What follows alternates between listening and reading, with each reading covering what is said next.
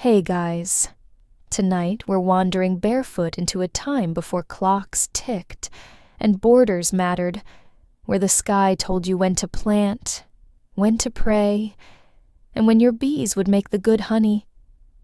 The sun slipping down over the tangled green of the Yucatan, where the air hangs thick with humidity, and somewhere nearby, a cenote gurgles softly beneath the earth, like the world's oldest stomach.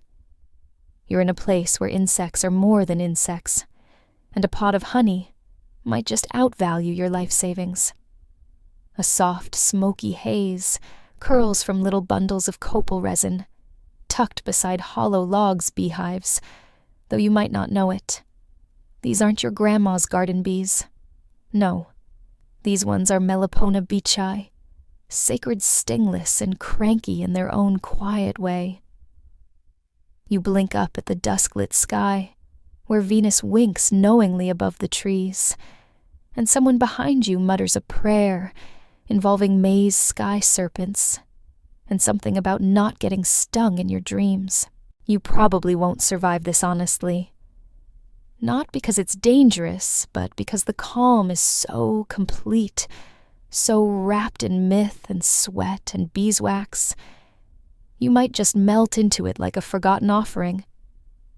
So before you get comfortable, take a moment to like the video and subscribe, but only if you genuinely enjoy what I do here. Let me know where you're listening from and what time it is. Yucatan midnight or Reykjavik noon. It's all part of the same great nap. Now dim the lights. Maybe turn on a fan for that soft background hum. And let's ease into tonight's journey together. You stand barefoot in the twilight.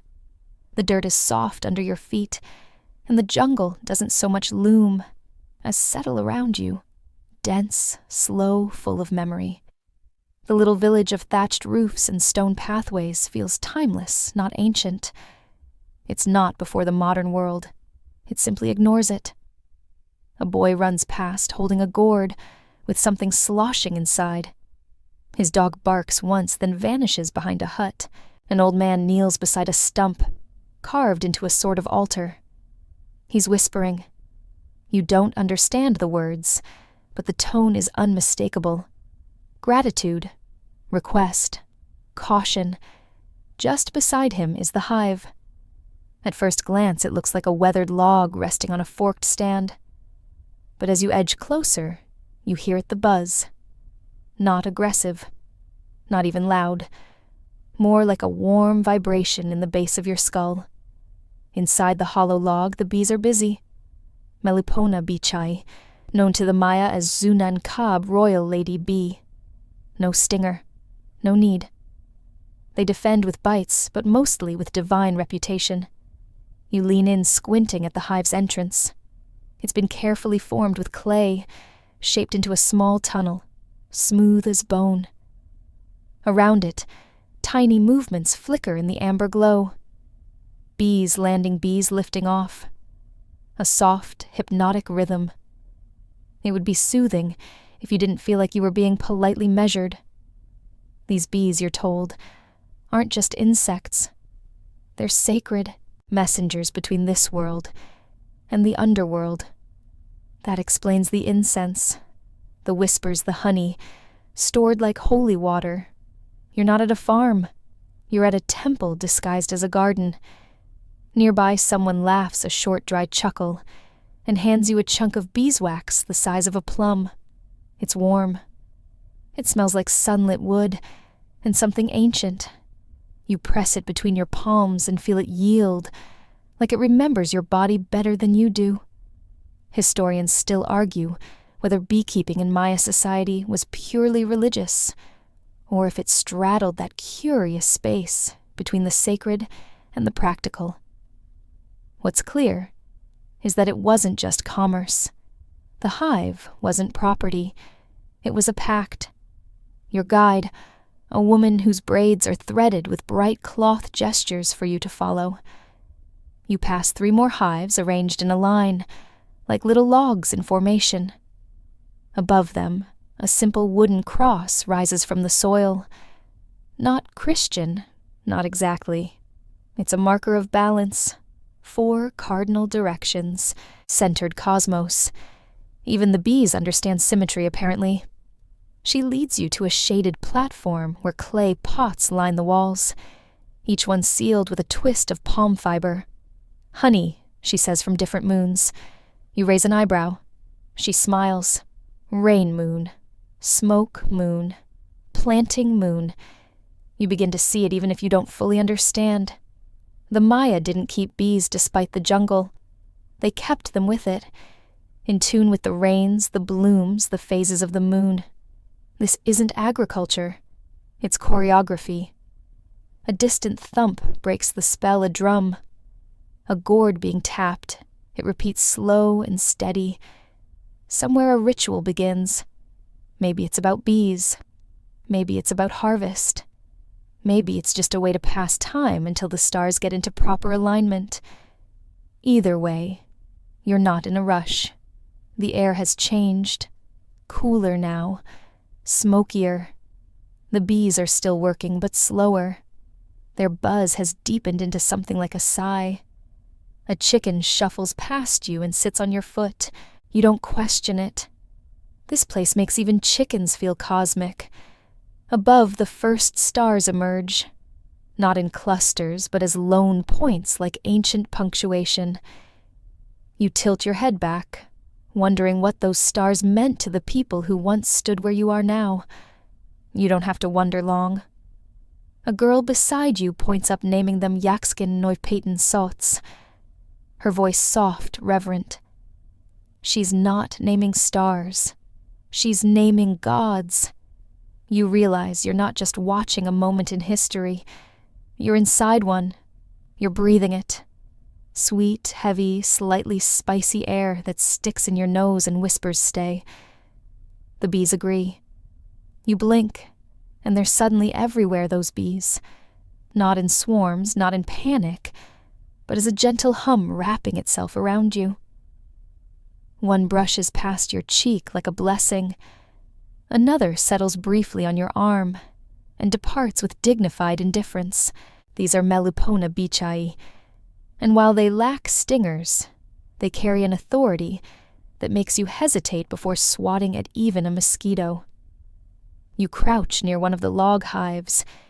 Its entrance, sculpted with clay and beeswax, looks almost like a miniature tunnel, carved by reverent hands, which of course it was. These hives are made with care, bordering on ritual. You're not just raising insects here. You're tending to the children of the gods. One of the older men, his tunic smeared with soot and his hands dotted with tiny bee bites, sits beside you chewing slowly on a stalk of something green. He gestures at the hive and grunts Sunan Kab, Royal Lady Bee. It's not just a name. It's a role. The Maya believed the stingless bee wasn't a bug, but a divine communicator. Her honey wasn't just food. It was medicine, currency, sacrament. Her wax lit sacred flames. Her behavior could predict rain or misfortune. You begin to understand why there are no fly swatters in this village. You're handed a small, round gourd with a thin gold liquid inside. One sip. That's all it takes. The honey is rich, a little sour, almost fermented. You feel like your tongue just learned a new vowel. It coats your throat like some kind of ancient syrupy spell. There's a murmur around you. It seems you've passed a test. A few yards away, a child reaches gently into an open hive, his fingers dancing with slow confidence. He lifts a cluster of cells golden and alive, and tucks it into a shallow bowl, lined with banana leaves. You expect a lecture on safety. Instead, someone taps a drum. That's the lecture. The sound draws you deeper into the rhythms of this place. Every action, every step, near a hive, is accompanied by chant, by soft percussion, by deliberate movement. The bees, you realize, don't just tolerate humans. They expect performance. You're part of the hive now. Clap off beat, and you'll earn a polite nip. One of the women calls your attention to a wall made of dried clay. Etched into it are little symbols, flowers, moons, leaves, spirals. These are part of a larger pattern, she says, a tracking system. Bee logic rendered in stone and memory. A honey harvest calendar, perhaps. Or a prayer. Historians still argue whether these markings were strictly practical or served more as mnemonic devices for ritual. The truth, it's probably both. You're starting to understand something fundamental about Mayan thought. Categories like science, religion, and art don't quite work here. A bee isn't just a bee. A calendar isn't just a tool. It's all connected: biology, theology, agriculture, astronomy, braided together like that child's hair, being twisted under a ceiba tree right now. And what bees they are. The Melipona beechai don't fly far, just a few hundred meters, compared to the miles your average honeybee might roam. But within that small range, they maintain astonishingly complex relationships with native plants. You're shown a flower that only opens for a few hours in the late morning once every several days. That's the flower the royal ladies prefer. Of course, they're picky, like sommeliers with wings. A man nearby chuckles as you dodge a bee that lands on your ear. She likes your scent, he says deadpan. Probably thinks you're full of flowers. You decide to take that as a compliment. Back near the main cluster of hives, someone is spreading out old bark paper codices. Not the originals, but replicas used for teaching. They're thick with pictograms, symbols stacked in neat rows and columns. Your eyes flit across stylized bees droplets, what looks like maize, and a crescent moon.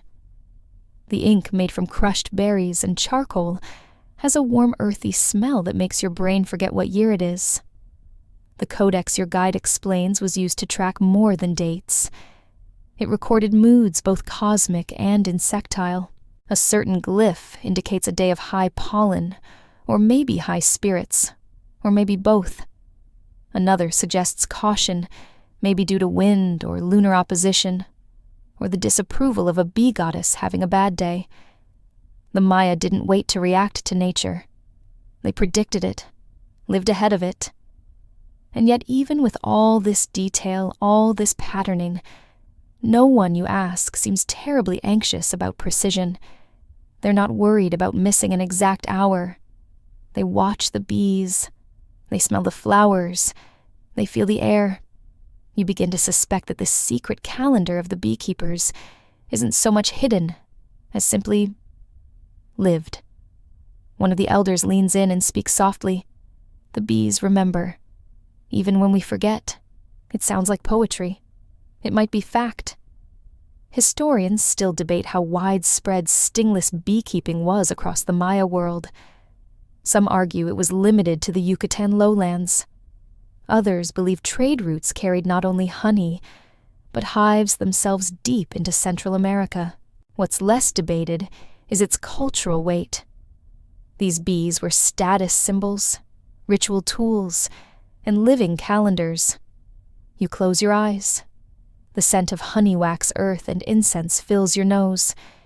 You hear laughter, the pop of a fire, the buzz of tiny wings. For a moment, it's hard to tell whether you're in the past, or whether the past is simply where you've always belonged. The bees don't care. They're busy. You wake, or rather shift from a near sleep daze, as someone waves a smoking pot of copal past your shoulder. The smoke swirls, and so does your mind. You're seated now beside a low stone platform, and in front of you rests something that looks both old and alive, a codex unfurled like a silent sermon. Its bark pages are stiff with time, the edges curled like sun-dried fruit. The glyphs painted in reds, browns, blacks, and ochres don't march in linear order, the way you might expect from a calendar. They spiral, repeat, fold inward. Time to the Maya didn't move forward, it moved around. A priest, Or maybe he's a farmer, or maybe both leans over the pages with a delicate brush.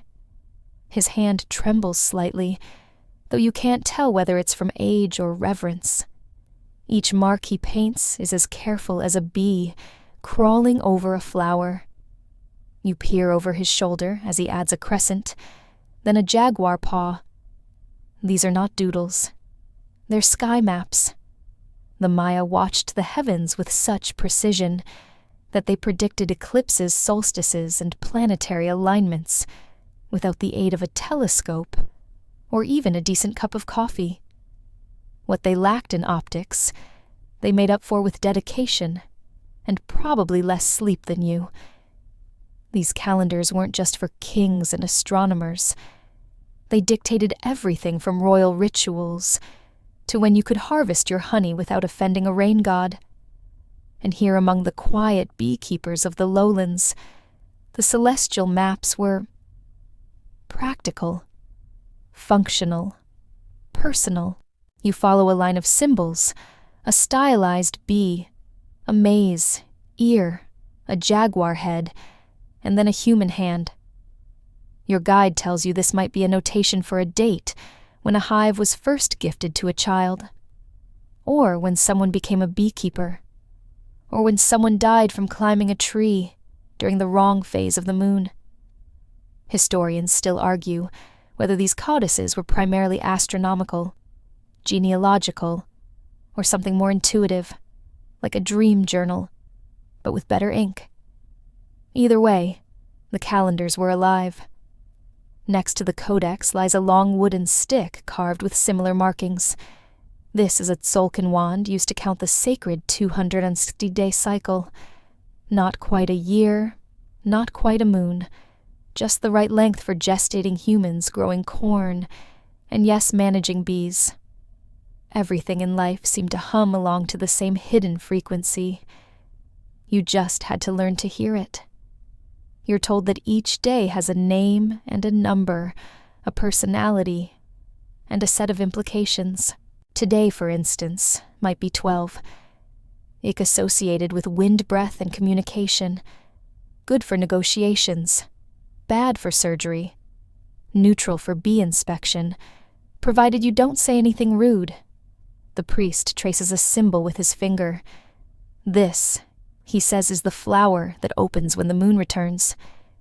You lean in and see a simple 4-petaled bloom, stylized, but elegant. This is not just a flower. It's a date, a reminder, a seasonal signpost. You start to understand how someone could live by this wake to certain stars choose when to plant. By the tilt of Venus time, their rituals, with the cycles of shadow and bloom. It's not superstition. It's just a different kind of clock. The codex pages rustle slightly as a breeze passes through. Or maybe it was the breath of a god. Hard to say. A girl approaches holding a woven pouch. From it, she pulls small clay tokens, each marked with similar symbols. These were used like counters, you're told, slid along string lines to keep track of days' events, bee births even. The Maya did not simply observe time. They played with it, braided it, tied it to things that buzz and grow. One token is shaped like a bee's face, with oversized eyes and a sly smile. You hold it in your palm. It's heavier than it looks. There's something profoundly restful about this view of time, not as a tyrant, but as a companion. No ticking hands, no numbered deadlines, just the slow circling of stars and bees, telling you what you already feel in your bones. Around you, the village begins to settle into its evening rituals. Smoke curls lazily into the air. Someone begins to hum. A child taps a drum with more curiosity than rhythm. You glance back at the codex. The priest is gone. So is the girl. Only the calendar remains silent and sprawling. Historians are still working to decipher the surviving Maya codices. Only a few escape the flames of the Spanish conquest. And of those, most are fragmentary. The Dresden Codex, the Madrid Codex, and the Paris Codex. Yes, really, those are their names, offer glimpses. Star charts, weather signs, agricultural cycles, rituals, maybe even jokes if anyone ever finds the right glyph for just kidding. But much is lost. And yet here in this quiet place, where smoke mingles with bee song, you realize not all knowledge lives in books. Some of it lives in repetition, in habit, in the feel of a flower's weight, in the morning light glinting off a clay hive, in the way a bee circles twice before landing. You sit back and close your eyes. The calendar continues unworried. It does not need you to believe in it. It simply proceeds. The sun is a pale gold smear across the treetops now, and with it comes a kind of shift, not in temperature, but in mood. You're aware suddenly that time is ticking, just not the kind you're used to, not mechanical, not digital. This is the ticking of petals opening of insects, shifting from nectar collection to hive-bound dances, of the Tzolk'in calendar, humming softly beneath the surface of everything you touch. The Tzolk'in 260 days, long a cycle of 20 named days, and 13 numbers that rotate like twin gears in a cosmic abacus. It's not a solar year. It doesn't match the moon. It matches people bees' corn and the barely perceptible tempo of the jungle. Try to resist it, and you'll be offbeat forever. Surrender, and you start to sense the rhythm in your bones. You're shown a carved obsidian disc, one of the portable versions of the Tzolk'in, with 2 rings of glyphs that can be turned against one another, like a divine combination lock. It clicks softly, as an elder demonstrates. A sharp-toothed grin crosses his face. He stops on a symbol 10 Con. You ask what it means. He says, a good day to open a hive, and to plant squash. Then he shrugs as if these are obviously related. Historians still argue whether the Tzolk'in was based on human gestation Venus cycles, or the work week of cosmic bees. But in this village, there's no debate. It's just what works. You begin to notice how the day's energy is read aloud like a forecast. One woman mutters, today's 8 Lammat, with the same world weariness you might reserve for Mercury's in retrograde again. You smile, only to be reminded that Lammat governs abundance twins and bees. So perhaps not a bad day to get stung with intention. A boy appears beside you with a bundle of dried leaves, which he begins to twist into little rings. You're told this is part of a ritual, a way to offer thanks to the bees for the last harvest. He dips one ring into honey and presses it gently to the hive's clay entrance. The bees sniff it, accept it, possibly file it under bribe. Calendars here aren't separate from daily life. They're not hung on walls or tucked into phone apps. They're practiced, breathed, whispered into the ears of bees. You're guided to a small mound near the forest edge where the grass grows in a perfect circle. At its center, a ceiba sapling stretches upward its leaves, shaking gently even though the wind is gone. This is the sacred space where days are spoken into being, you're told. Each dawn, someone, usually an elder or a midwife, stands here and names the day. Not declares it, names it, recognizes it. Today is 10 Con. Tomorrow might be 11 Chikchan. Each carries a cargo of traits, moods, expectations. The beekeepers pay close attention to days associated with fire wind or jaguar energy. Certain combinations make bees unusually irritable. Others, surprisingly flirtatious. You chuckle. Bees with moods. But then again, don't we all have them?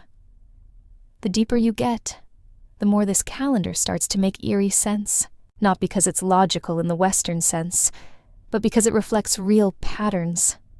Days of calm, days of growth, days of odd accidents involving goats and clay pots, all woven into a looping dance of 260 days over and over, like a song you never quite remember learning.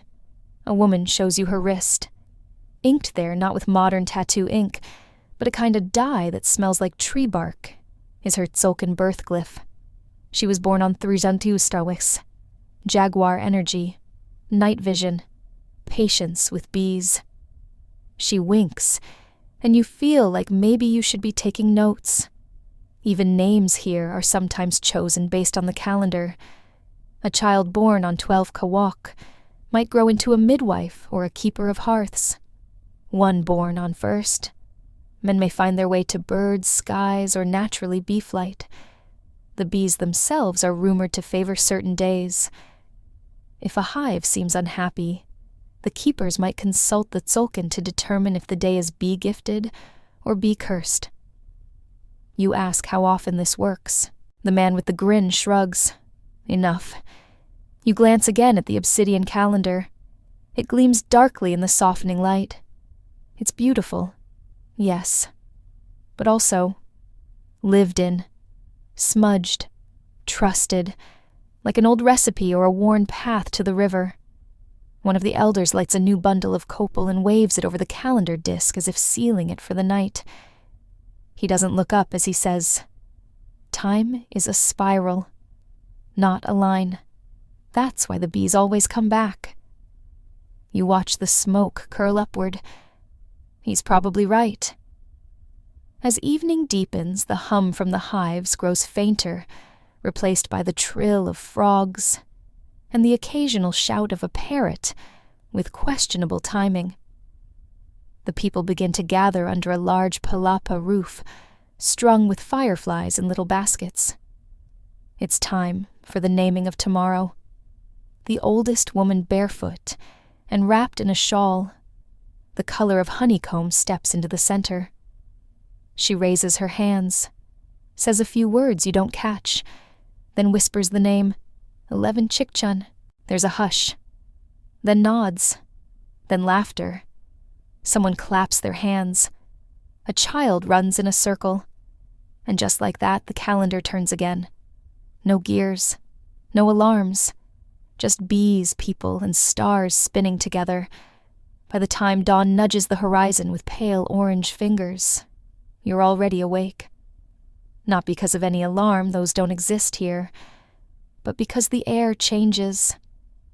The birds start their abstract arguments, and the bees begin to stir inside their clay-throated hives.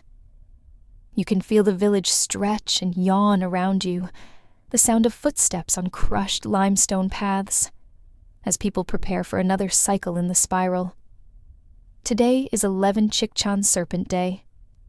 Breath, life, force, intuition. You don't know what that means yet, but it feels like a good day to chase mysteries. You follow a quiet procession into the jungle. The trees part not dramatically, but politely, as though they recognize your purpose. You're being taken to observe how Mayan beekeepers align their craft, not just to the calendar, but to the heavens, the sun, the moon, and yes, even Venus, that bright little dot, who always shows up to early morning gossip. The trail winds past trees, festooned with bromeliads and moss. The scent of something citrusy hangs in the air, probably from crushed leaves underfoot. You arrive at a small clearing, bathed in filtered light. A wooden frame stands in its center, not unlike a window, but empty. Except it isn't. Your guide tells you it's for watching the moon, not just admiring it, reading it, like a weather report with attitude. You're handed a slab of wood etched with crude curves and dots. It's a moon phase tracker, rough but elegant. The Melipona bees, you're told, respond sharply to moonlight. Not the way werewolves do, no howling or sudden hair growth, but through changes in activity. New moons bring stillness. Full moons bring frantic flights. Some say it's due to the light levels.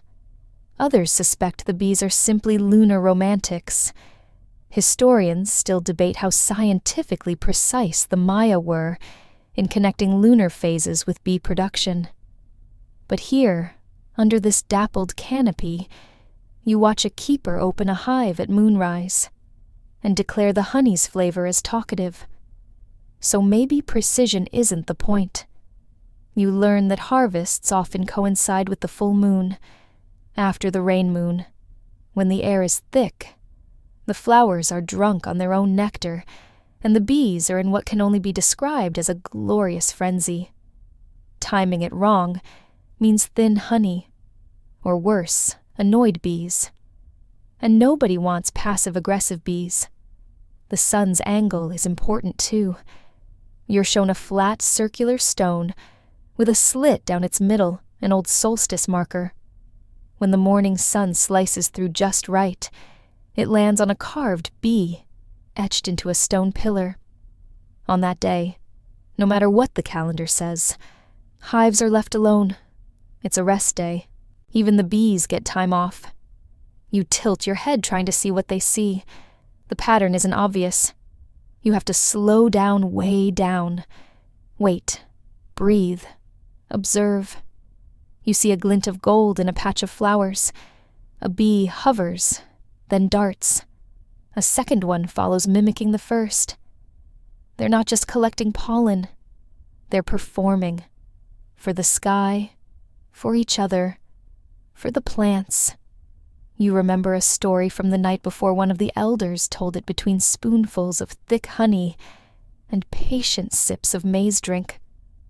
According to legend, the Zunankab were born when the moon goddess wept for her lost twin, and her tears fell into hollow logs. Each tear became a bee. Her sorrow became sweetness, and her cycles still guide their work. You're perched now on a mossy rock, half listening to the bees, and half watching a breeze flirt with the treetops. A few feet away stands the towering ceiba tree, its roots splayed like lazy serpents, its branches lifting toward the sky like its mid-ritual. You're told it's the world tree, the axis mundi, the link between realms. Its roots stretch down into Xibalba, the Maya underworld. Its trunk resides in the human world, and its canopy brushes the heavens where the gods sip mead and argue about constellations. Or so you're told. With a tree like this, you don't ask for a second opinion. This is where the bee spirits live when they're not inhabiting their hives. Or rather, it's where the bees go to report, to gossip, to pass judgment. According to local lore, bees are not just workers. They're messengers, emissaries, tiny winged diplomats flitting between mortal ritual and divine bureaucracy. You rest your hand on the ceba's bark. It's textured like old scales. Somewhere high above a parrot calls out something that might be obscene in bird language. No one reacts. The old woman sitting cross-legged beside you begins to hum. Not a song exactly. More like a vibration low and even. You notice the bees around her, dozens of them hovering in a loose spiral. They're not swarming. They're listening. Or maybe responding. She breaks her hum to tell you a story. There was once a man who stole honey during the dark of the moon. He didn't ask permission from the hives, didn't leave an offering, didn't care for the bees afterward. His honey fermented, his stomach twisted, his dreams filled with stings that weren't real, but never stopped hurting. Eventually, he returned. The honey apologized and planted 3 flowering trees. Only then did the buzzing in his bones go quiet. A cautionary tale. A metaphor. A folk recipe for guilt management. Possibly all of the above. You ask if she believes the bees truly carry messages to Xibalba. She smiles. What else would they be doing in that tree all night? You don't have an answer. Historians still argue whether Maya beekeeping traditions tied explicitly into underworld mythology, or whether these connections grew later as part of oral layering. Either way, the bees and the gods have clearly been entangled for longer than most empires have existed. A young girl joins you under the tree and opens a small pouch made of palm fiber. Inside is a paste, dark and pungent, smelling of fermented honey and roasted cacao. She smears a bit on her wrists. To speak sweetly, she explains. You're not sure whether she means metaphorically or magically, but you can't argue with the logic. Your guide leans in and says bees are truth-tellers. You can't lie near a hive. You tilt your head. They'll leave, he continues. Fly away. Or worse, start telling the truth for you. You laugh. Then you realize he's not joking. Around the ceiba, small bundles hang like forgotten decorations, twisted corn husks, filled with herbs' feathers and wax. Offerings, of course, not to the tree directly, but to what lives through it. The boundary between nature and spirit here is thinner than bees' wings. You remember a glyph you saw in the codex, a stylized bee with smoke spiraling from its mouth. It looked almost like it was laughing. Or warning. A new ritual is beginning. A few villagers gather in a loose semicircle. The mood is casual but reverent. You're invited to sit, and someone hands you a piece of soft bark to hold. It smells faintly of sap and pepper. A hollow log is brought forward, an old hive now dry and clean. From a pouch, the priest pulls a bit of wax and rubs it on the opening. He hums softly. You catch fragments of words. Honey, flower, return. Listen. This is a message they explain. A request for guidance. A thank you note. A small prayer. The log is not just symbolic. It will be placed near a living hive. The bees will find it. They will understand. You blink. How? You ask. The reply. That's not the important part. The log is lifted and carried away. No rush. No fanfare. Just steady intention. You watch it disappear into the undergrowth. Later, you're told that if the bees accept the offering, they'll build a few wax cells in it. Not many. Just enough to show they've received the message. Like a stamp, someone says. Or a smile. You spend the rest of the afternoon lounging in a hammock near the hives. The ceiba rustles above, occasionally dropping a dry leaf with a delicate pat. The bees pass by like traffic on a dream highway. You count them, or try to. 1, 2, 11, 37, 68. You lose track somewhere around the spiraled hum in your ears. You think about modern texts, emoji reactions, time zones, and messaging apps that ping you awake at 3 a.m. You think about bees delivering messages by flower, by scent, by ritual log. And you wonder maybe they've got the better system. You're woken not rudely, but rhythmically, by the thud-thud of a hand tapping a drum, not a full ceremonial beat, just a soft, steady pulse that seems to say, time to gather. Not a big deal, but bring your best loincloth. You stumble out from the hammock hair-matted mouth, sticky with leftover honey, and follow the sound like a bee tracing vibrations.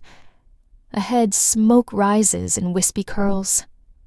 You're led to a clearing you haven't seen before, strung with flower garlands and ringed with smooth stones.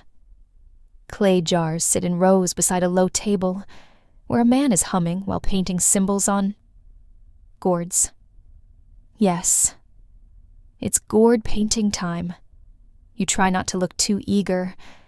The ceremony you're about to witness and awkwardly participate in is one of offering and sweetness, a thanks to the bees, a moment to tune the human heart back to the hive's frequency. It's not stiff or solemn. It's sleepy, joyful, and full of tiny missteps. Think less Vatican Mass, more jungle block party. First comes the face smoke, Everyone lines up to waft smoke over their faces from little clay burners. The scent is warm and thick with copal clove and... Cinnamon one man sneezes. Twice. The third time he's patted on the back by a laughing child. Now you're purified, she says, and possibly allergic to sacredness. You're handed your gourd. It's been marked with your glyph, chosen by someone whose qualifications you don't dare question. You don't know what it means, but the little swirl and jaguar paw look promising, or ominous, or possibly dessert-related. Now the chanting begins, a slow, wordless tone that rises from every throat like steam.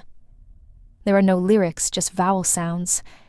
You fall into step with the others walking in a lazy circle around the hive logs. The bees astonishingly do not mind. A few hover overhead like curious chaperones. Then the honey touch. Each person steps forward and dips a finger into a bowl of moon honey, thick amber, and slightly glowing in the slanting light. You press it to the entrance of the hive with a motion that feels less like a task and more like a gesture of peace.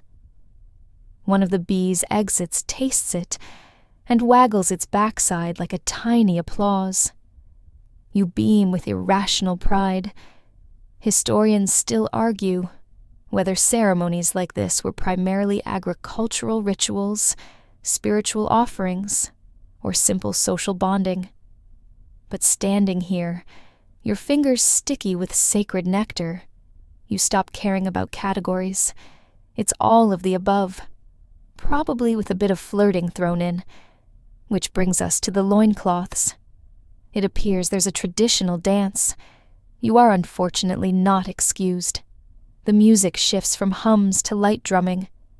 People move with fluid, gentle steps, more sway than stomp. Some wear floral crowns. One man wears nothing but paint and absolute confidence. You join the dance. Badly. Your arms mimic a flower opening. Your legs try to echo a bee in flight. Your hips, however, decide they're off duty. A girl beside you whispers, "Pretend you're drunk on pollen." You try. It actually helps. A woman claps in rhythm. 2 children drum on an overturned gourd. The smoke thickens and dances with you, coiling between limbs, trailing over honey jars curling around the log hives as if taking notes. Someone pours a dark drink into a tiny clay cup and hands it to you. It smells like roasted maize and fermented beeswax. You hesitate. For clarity, they say, or confusion. Sometimes both. You sip. It tastes like a hug from an oak tree. As twilight descends, the ceremony mellows. People recline on woven mats. The bees have mostly retired. Someone strums a stringed instrument made from a turtle shell. The notes flutter like wings. A baby crawls toward a hive and is gently scooped up by a grandmother who murmurs, "Not tonight, little priest." You sit with your back to a log hive, listening to it buzz faintly, like an old storyteller muttering in their sleep. Your gourd now empty rests beside you, the paint still tacky. You run your thumb over the symbol, your glyph, your bee. There's a moment, just one, where everything aligns. The moon lifts into view like it's rising just for you. The stars blink on. A fire crackles. Someone sighs. The hive hums. And all around you a gentle sense of rightness settles. Not happiness. Not awe. Just belonging. A woman next to you begins to hum again. The same tone from earlier. You join in. Soft. Low. Like a message to something ancient. Something winged. Something listening. Morning again. But this time it arrives with purpose. The air feels different. Not sacred. Not ceremonial. Just busy. People are on their feet early hauling baskets, wrapping jars, brushing bees gently off their shoulders. A quiet efficiency hums through the village, almost louder than the insects. It's trade day. You're guided to a path that threads out from the village, wider than a game trail, narrower than a road. It pulses with life bundles of cacao beans strapped to backs, gourds of honey swinging from palm fiber belts, dried chiles, and obsidian blades glinting in morning light. The jungle arches above like a green cathedral. The bees, it seems, have made the altar. Now you help carry the offerings. The Maya traded their honey far beyond the hive's hum, along stone causeways and river routes in baskets, strapped to runners and canoes cut from ceiba trees. This liquid gold reached kings, merchants, and healers alike. Honey from Melipona Bichai wasn't just food. It was currency, medicine, diplomacy. You arrive at a small market clearing, already buzzing with life figuratively this time. Mats are spread out in rows. Clay pots, textiles, dried herbs, carved figurines, chunks of jade, and obsidian gleam among more mundane but beautiful wares. Maize salt feathers. You watch as your village's traders unpack their honey. The pots are unsealed with reverence, like they're about to summon something. The smell hits you sweet, musky, a touch of citrus. Traders from other villages lean in with interest. A woman from the highlands offers smoked fish wrapped in banana leaves. She gestures toward the honey. 1 jar equals 5 fish. That seems fair, though someone throws in a clay rattle to sweeten the deal, or maybe just to be cheeky. Nearby, a merchant from a coastal town unwraps what looks like bright blue powder, crushed indigo. He barters 3 jars of moon honey for a single pouch. For the priest's robes, he says, and maybe to dye his bad temper. You drift from group to group. Someone is trading beeswax not just as candle fuel, but for waterproofing, for sealants, for medicinal plasters. The woman making the deal explains that her son burned his hand, and beeswax salves kept it from scarring. She taps the wax like it's a miracle in solid form. Historians still debate whether Maya honey was widely traded as a primary good, or used mostly within ceremonial or elite circles. But today, it's clearly everywhere. One boy swaps a chunk of wax for a bird cage made from woven reeds. The bird wisely has already escaped. You stop at a mat where a sharp-faced man offers obsidian knives, thin, black, and dangerous-looking. You raise your eyebrows. Bee tool, he says. You imagine trying to slice open a wax cell with that. Elegant and risky, like giving a lightsaber to a toddler. At another stall, a grandmother in a patterned hupil shows off a flat cake of pollen pressed into shape and dried in the sun. It's bee food, human food, ceremony food. She pinches off a bit and hands it to you. It crumbles in your mouth like chalk, but leaves behind an earthy sweetness. She smiles. For stamina, she says, and dreams. You ask how far this honey travels. She gestures inland, mountains, forests, then toward the coast. Even the salt people use it, she says, to sweeten their fish. The idea of honey-slicked seafood doesn't thrill you, but you're willing to believe. The Maya had taste combinations modern chefs still daydream about. Beside a stand of gourds carved with faces, someone is selling bee music. Small flutes made of bone, their holes drilled to mimic the pitch of hive buzzes. You try one. The sound is weirdly familiar, a little off-key, a little hypnotic. You buy it with a handful of cacao beans. The merchant throws in a woven bracelet. For good luck, she says, or at least for fewer stings. Later, you sit beneath a tamarind tree watching the market wind down. People pack up slowly. The bees arrive not swarming, just curious. They land on jars flit through hanging bundles of maize. One lands on your arm. You name her Clarabelle because she seems poetic. You think about how honey moved through these networks, not just as a good, but as a symbol. The bee's labor made portable, sweetness made durable. A story in every jar. The best trades aren't always balanced. Sometimes they're beautiful. You turn the little bone flute in your hands and try another note. The bees hum back. You don't expect it, but it starts with a whisper. Not the spiritual kind, more like the did you hear what happened kind. You're back in the village after the trade day, lounging beside a half-snoozing dog and wondering if you can drink honey straight from the gourd without judgment.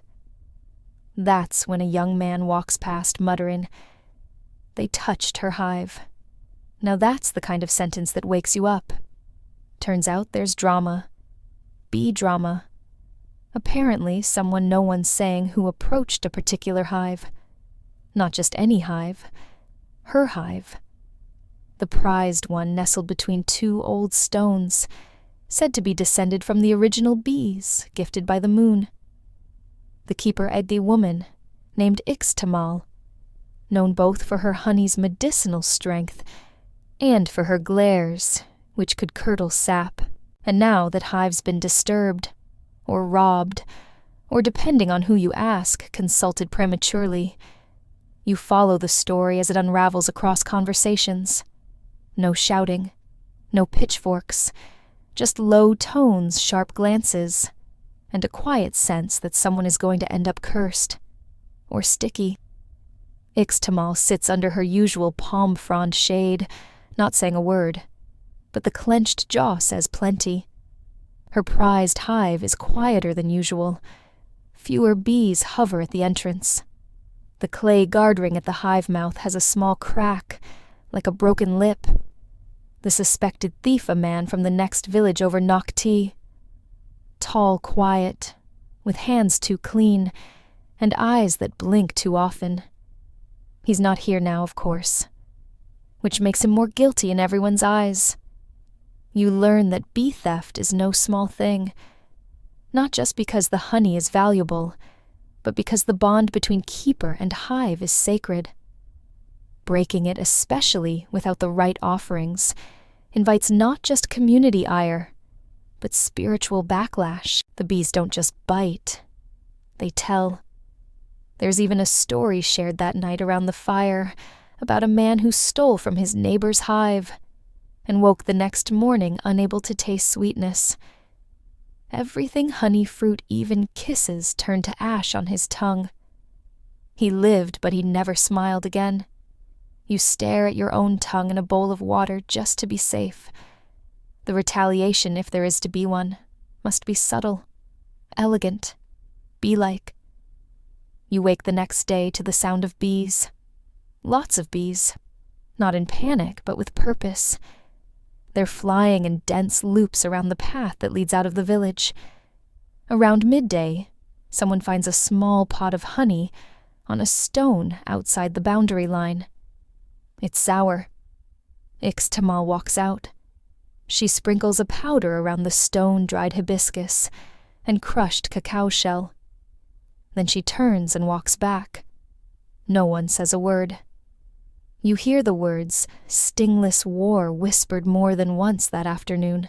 Historians still puzzle over whether formal disputes between Maya beekeepers were common, or whether these accounts were more myth than memory. But in this village, it's clear bee harmony is serious business. When it's disrupted, things buzz out of balance. To your surprise, the village priest steps in. He arranges a sweet reckoning, a gentle term for a very awkward sit-down. The accused must return. There will be honey tasting, hive inspection, possibly some apologizing, definitely some drumming. You're invited to watch, but advised not to speak. You're not bee-fluent, yet someone jokes. When Nocte arrives, he's carrying a jar, not one of his usual trade jars. This one is wrapped in red cloth and sealed with wax, impressed with a spider glyph, his family's mark. He kneels before Ixtamal and sets it down. She unwraps it, Sniffs it, sips it, then spits. A gasp, then laughter. Turns out the honey isn't hers. It's bad, burned, sour. Probably from an over-harvested hive. It seems Nocti didn't steal. He just tried to fake having better honey than he did, which honestly is almost worse. Ix-Tamal, with a regal shrug, steps forward and places one of her own wax discs beside the jar. For education, she says deadpan. The bees swarm. Not angrily, just in a loose, slightly smug cloud. The priest claps his hands once. Balance returned, he declares. That night, there's a feast. Not in celebration exactly, but in relief. When bees and people are in harmony again, everyone breathes easier. Even Nocte, who's now being teased by children calling him Stone Tongue. You sit beside Ix-Tamal and ask quietly if this sort of thing happens often. She considers. Not often, she replies. But when it does, the bees always settle it. You glance at her hive. The buzz is steady. The crack in the clay has been sealed with fresh wax. You take a deep breath, and the sweetness returns. The next morning starts slow, as if even the bees are tired from all the drama. You wander over to the hives, half expecting a silent standoff or passive-aggressive buzzing. Instead, you find them in full swing wings, flitting pollen baskets, full tiny legs, doing their happy bee jog into the clay-mouthed logs. Today's lesson, your guide says, is practical. You'll be learning about the tools of the trade. You imagine heavy equipment, leather gloves, maybe a netted veil, and a big metal smoker like the ones modern beekeepers use. You're wrong. Maya beekeeping isn't about armor. It's about finesse. You're handed a pouch woven from sisal fibers, soft with age, and smelling faintly of smoke and honey. Inside is an assortment of objects that wouldn't look out of place in a minimalist artist's travel kit. First, a bone knife. It's delicate, carved from the femur of a deer, its edge sharpened with obsidian dust. This isn't for stabbing. It's for slicing open wax cells without damaging the honey inside. You practice on a lump of beeswax.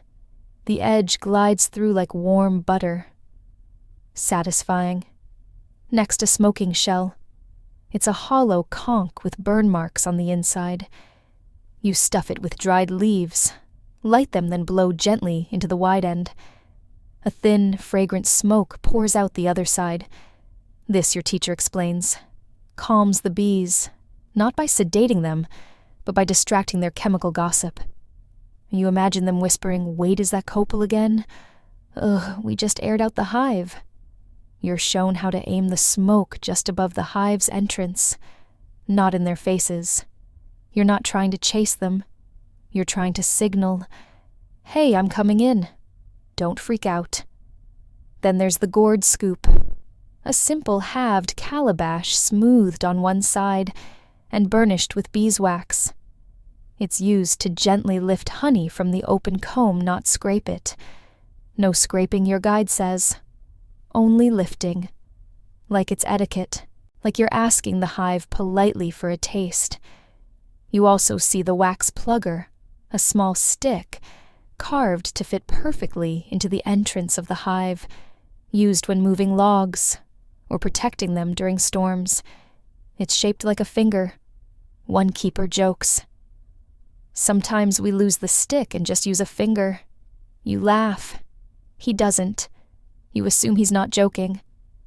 Finally, there's the whistle. You wouldn't expect a musical instrument in a beekeeper's pouch, but here, it is a reed carved with spiral patterns tuned to mimic the sound of a returning forager bee. It's not used often, you're told, just during specific rituals, or possibly to impress visitors, like you. You blow into it gently. It squeaks. Everyone laughs. You try again. Still squeaky. A child takes it and plays a note so pure half the bees hover toward her like she's just announced free nectar hour. You hand the whistle over and pretend you were just checking its airflow. Historians still argue whether these tools had standardized shapes across regions, or whether each family developed their own. What's clear is that they're made with care. Nothing is mass-produced. Every knife, whistle, gourd, and shell carries the signature of its maker, and probably some beeswax fingerprints. You sit down with one of the elders while she repairs a cracked hive entrance with a paste of clay ash and melted wax. Her fingers move slowly but surely. You ask how long she's been tending bees. "Since before I had breasts," she replies without blinking. You decide not to ask for the conversion rate on that measurement. She teaches you how to patch a small hole in the hive using crushed charcoal and resin materials that not only seal, but repel ants and dampen rain. The mixture smells faintly of burnt sugar and earth. It sticks to your fingers like truth. At some point, someone brings over a jar of water infused with lime and hibiscus. It's tart and floral and tastes the way cool feels. You sip it while watching a man adjust the angle of a hive log ever so slightly. Why? Because the morning sun has shifted, and the bees like their entrance lit just so. You realize that Maya beekeeping is about listening, not controlling. There's no suit of armor here, no brute force, just smoke-scent soft tools and softer hands. You ask, "What happens if the bees don't like you?" Your teacher shrugs. They leave. Simple as that. They don't sting, they don't rebel. They just vanish, queen and all, without noise or note, abandoning the log like an old pair of shoes. You look down at the toolkit again. Bone, shell, wax, clay. It's not much, but it's enough. You pocket a sliver of beeswax and roll it between your fingers. It warms instantly, pliable and fragrant. You think about how many tools in your modern life feel cold, unforgiving, loud. These tools are quiet, like the bees themselves, and suddenly you feel like maybe you've been doing everything wrong. The morning sun filters through the canopy like it's got nowhere better to be. You find yourself walking with someone new. An elder, yes, but one who moves with the deliberate elegance of someone used to lifting heavy things carefully. Her name is Nalu, and she's what others call the hive grandmother. Her voice is low, her braids silver, her strides steady. You follow her into a garden that's more wild than tended a riot of blooms and vines buzzing with bees and life. She pats the ground beside a log hive and gestures for you to sit. "You think the bees are a man's job?" she asks, not waiting for your answer. "They were ours first." You blink, then smile. Of course they were. She explains that in the old days, before invaders, before droughts, before even the high kings remembered their names, the keepers of the hives were women, priestesses, healers, midwives. They didn't just tend bees. They read them, listened to the shift in wing tones, watched which flowers the foragers preferred, measured the hive's mood like a pulse. You ask why it changed. Everything changes. She says not bitter, just honest. But the bees remember. She reaches into a pouch and pulls out a small cloth bundle. Inside an amulet, woven from dyed thread, embedded with wax, and a single tiny bee skull, so delicate it looks imaginary. "This is for dreams," she says. "The kind you listen to." You hold it carefully, afraid it might dissolve in your palm. She continues. "There were once ceremonies led only by women, blessings for new hives, healing rituals, where honey was mixed with ash and bark chants, whispered into the log as bees were introduced. The sacredness of sweetness, she says, was never just about flavor. It was about balance, soft power, hidden sting. Historians still debate the gender dynamics of ancient Maya beekeeping, whether the division of labor was spiritual, practical, or symbolic. But in Nalu's voice, there's no uncertainty. She knows what was, and what still is in places that remember.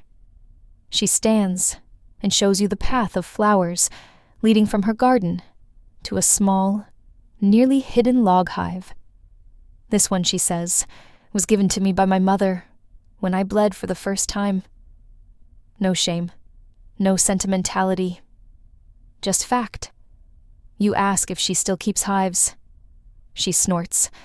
I keep them the way the moon keeps tides. You take that to mean absolutely. Nearby, a girl no older than 10 is gently painting symbols onto a gourd lid, her tongue poked out in concentration, her fingers smudged with wax and pigment. She pauses and looks up. She teaches us, she says, nodding toward Nalu. Even the bees listen. You watch as she hums just a note barely more than a breath, and a bee lands softly on her wrist. She doesn't flinch. She smiles. Nalu smiles too. Later, you're invited to a women's gathering near the riverbank. No one says what it's for. No one has to. It's full of quiet laughter, story-swapping the peeling of fruit, the boiling of roots in blackened pots. Children weave tiny wreaths of flowers and place them on the hive logs. One girl pretends to officiate a marriage between two particularly affectionate bees. You sip a warm drink that tastes like tamarind and burnt honey and something older than language. Someone plays a bone flute very softly. It sounds like memory.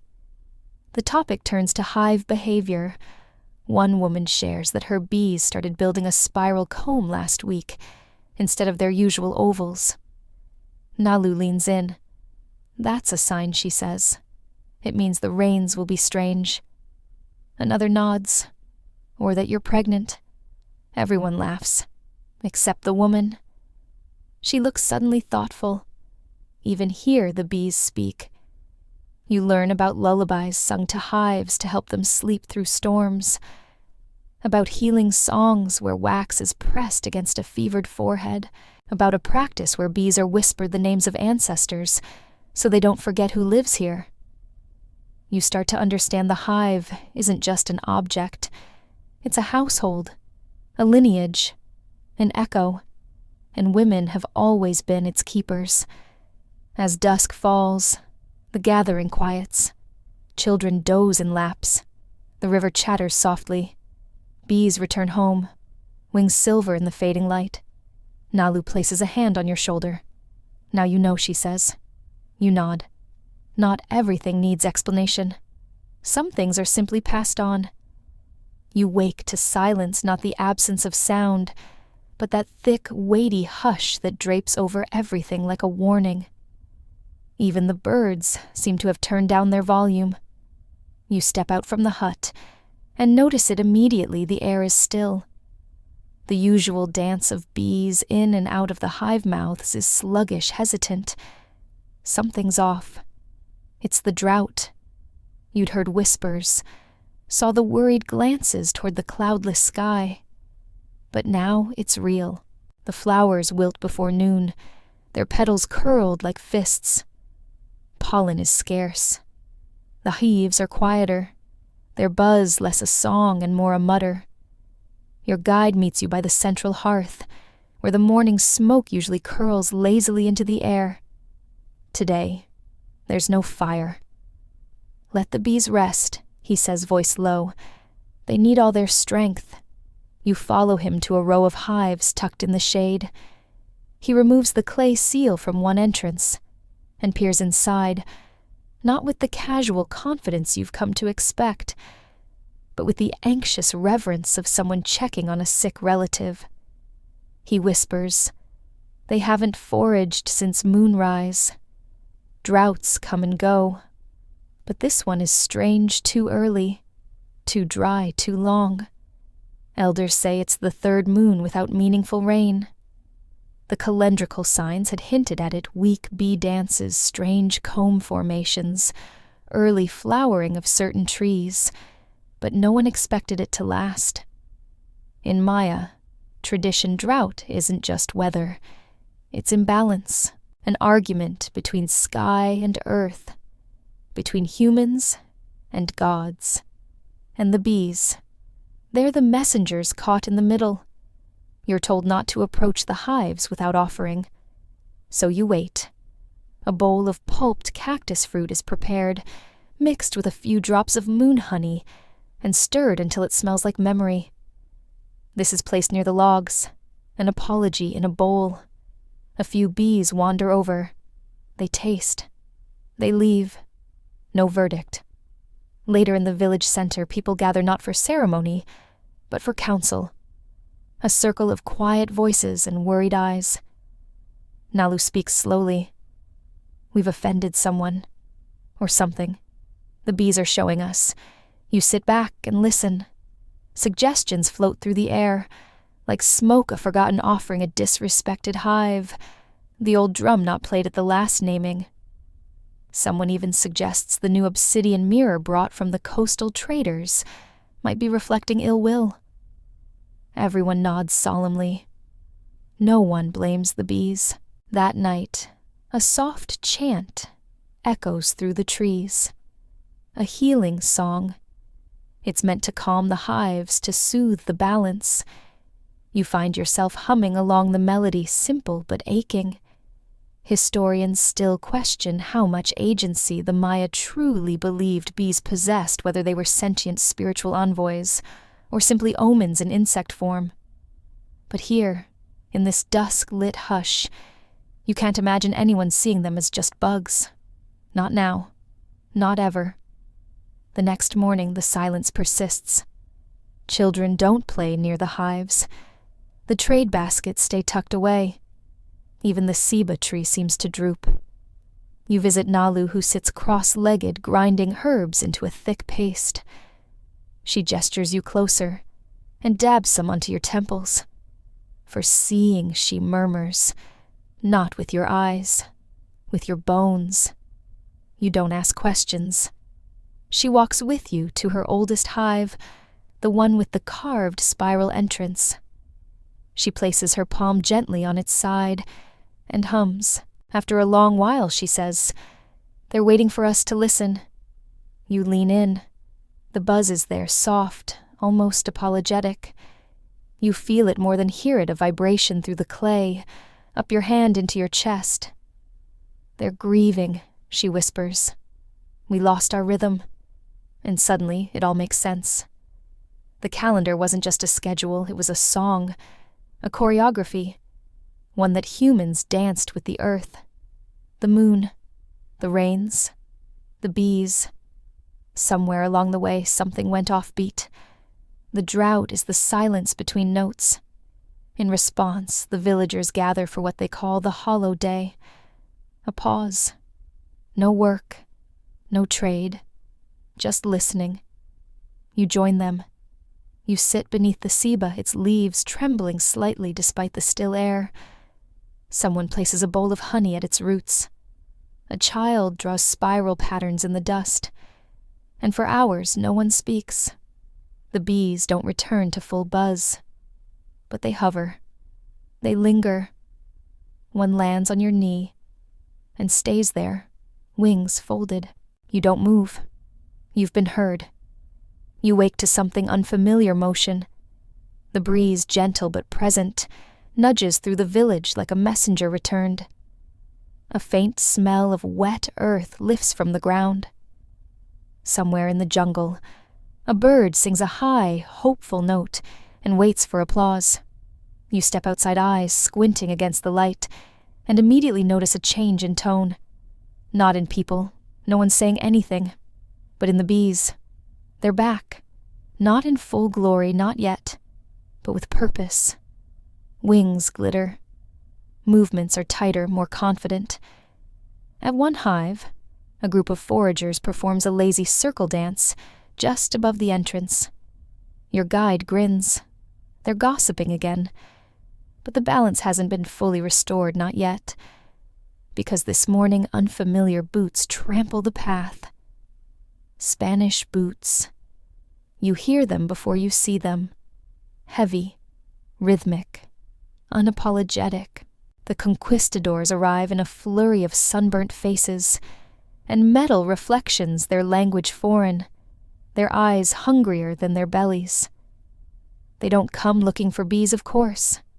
They want gold, converts, maps.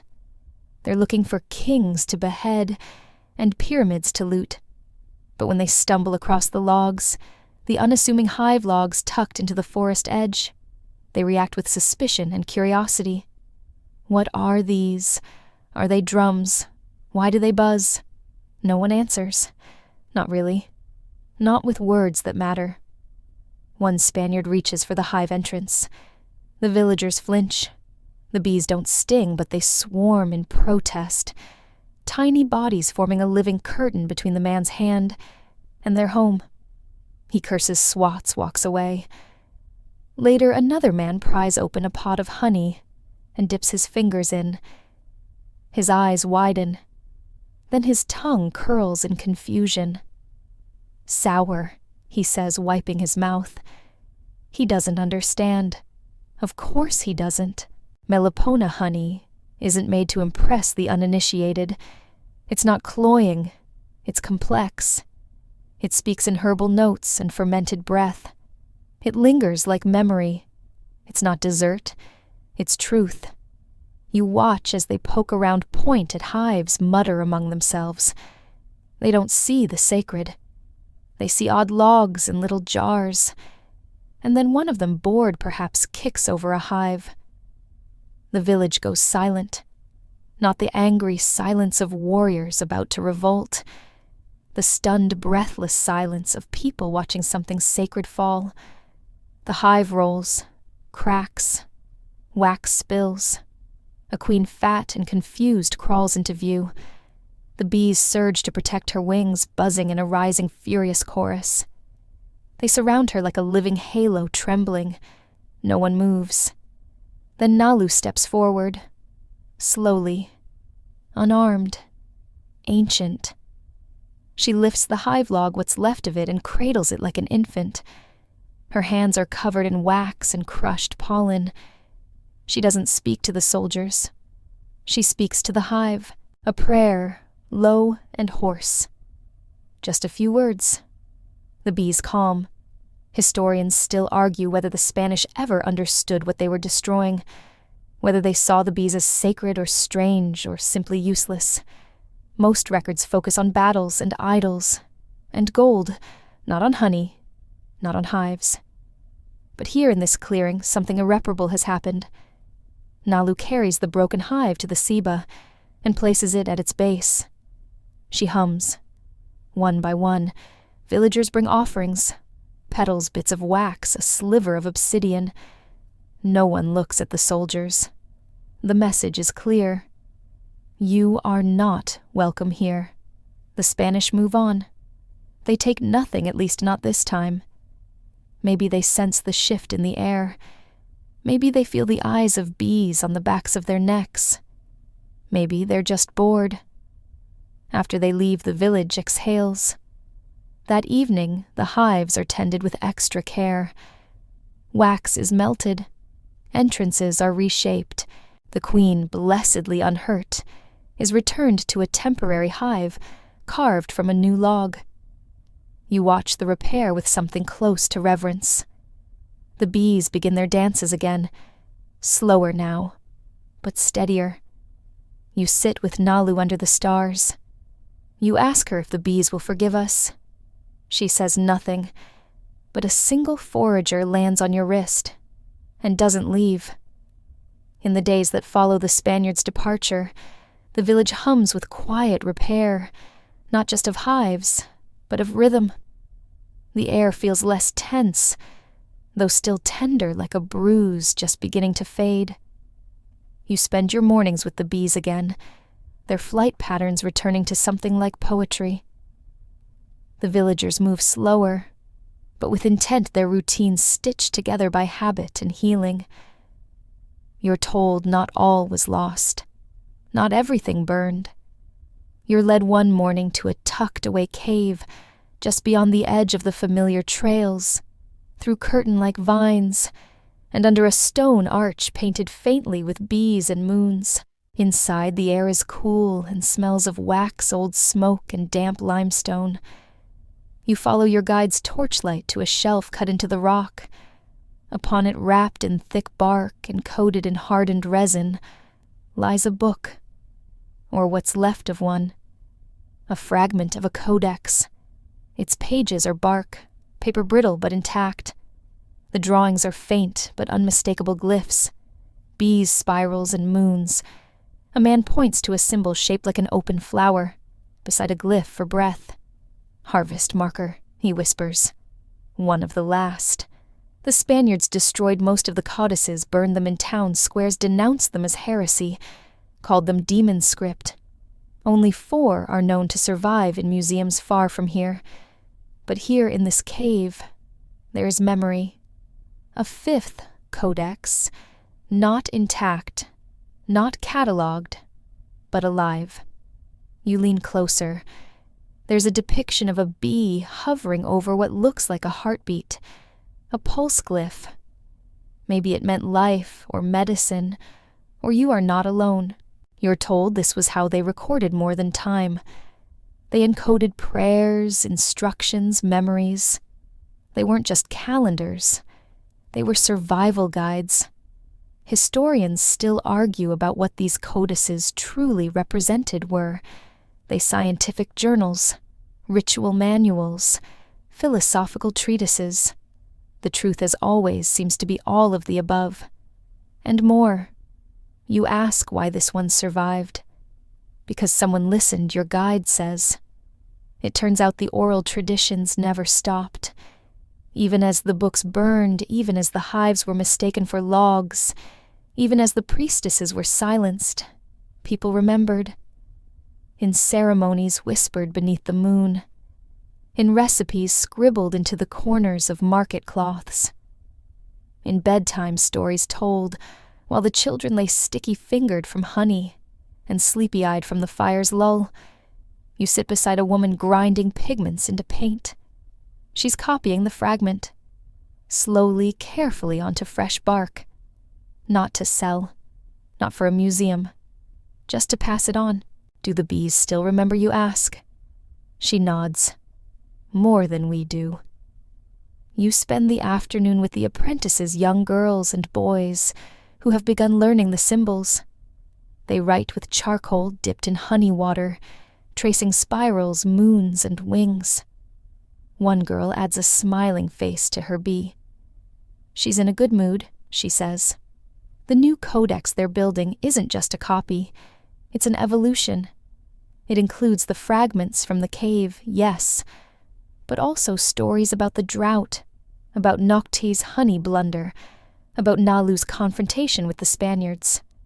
It includes songs, drawings, even jokes. It is quite literally living memory. You learn how certain chants are used to preserve pages, not with ink, but with repetition. The words are sung every 3rd moon during the flowering of the ceiba, sung to the bees, to the sky, to each other. A kind of backup drive made of lungs and loyalty. At night, the village gathers under the stars, and the young ones read from the new codex, not out loud, not always, but with fingers and humming and nods. You sit beside Nalu, who has not opened the book, but somehow still knows every page. She turns to you and says, "This is how we survive, not by remembering perfectly, but by remembering enough." You look at the bees still humming. They're not the same as they were weeks ago, but they're here. So is the honey. So is the song. So is the future. You're packing to leave, though, not in any official sense. There's no suitcase, no plane ticket folded into your pocket, just a quiet understanding that your time here is reaching its final loop in the spiral, The villagers don't make a big deal out of it. No fanfare. Just a bowl of fresh tamarind and a gourd filled with water, handed to you by a boy who says, "For your walk, even if you're not walking." You visit the hives one last time. They buzz like they always have. Not louder, not quieter, just present. The clay-ringed mouths seem to breathe in and out with the wind. One bee hovers near your face for a second longer than normal, then zips off without comment. You take that as permission. Then Nalu finds you. She hands you something wrapped in woven fiber. Inside is a small disc of beeswax, pressed flat, with a symbol scratched into the surface, a spiral surrounded by 5 dots.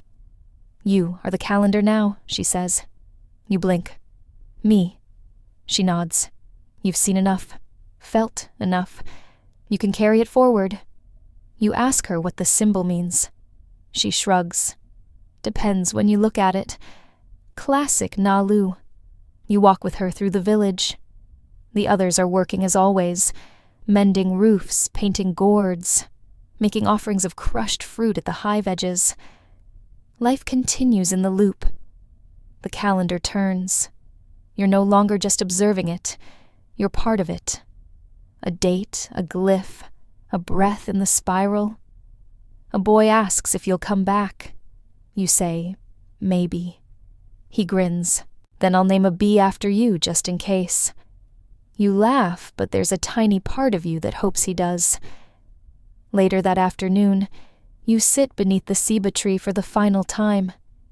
Its branches sway softly, almost like it's sighing, or waving. The roots cradle the earth, humming with stories you won't get to hear, but that you now know exist. You pull the beeswax disc from your pocket and hold it to your lips. It smells like everything smoke, sweetness, history breath. Then, you tuck it away. You walk the perimeter one last time. The old trade path is still there. You could follow it outward toward town's market's noise, but part of you suspects that it loops back as all true paths do. The bees don't say goodbye. They keep working, which feels right. Because none of this was ever about endings, just cycles, just spirals, just turning toward the next bloom. The sun is low now, the shadows long and honey-colored. The hum of the bees softens into a background murmur, like a well-worn lullaby fading into the folds of the earth. You settle beneath the ceiba tree. One last time, the warmth of the day still tucked into the soil beneath your hands. The air tastes of wax, old stories, and something faintly citrusy drifting in from the flowers nearby. You breathe slower. The light filters through the canopy like fine gauze, and the sounds of the village grow distant. Somewhere a drum taps twice, then falls silent. Smoke rises in lazy spirals from a hearth curling around itself, mirroring the path of the tzolk'in you now carry with you, not in your pocket, but in your step, your breath, your understanding. You hear wings soft and steady. The bees are returning to their hives one by one, their tiny bodies silhouetted against the amber sky. You imagine them curling into the waxy dark, satisfied with the day's work, resting, waiting. You close your eyes. The voices, the glyphs, the broken hive, the healing song, the bowl of moon honey. It all settles now, not as memory, but as rhythm, as presence. You're not leaving. Not exactly. You're just moving with the spiral, the way the bees do, the way the calendar always has. So wherever you are now, curled in bed, listening in the dark, barely awake, let the story linger in the hum beneath your thoughts. Let it land softly, like a bee on your sleeve. Let it stay with you. Because sweetness remembers. And now, so do you.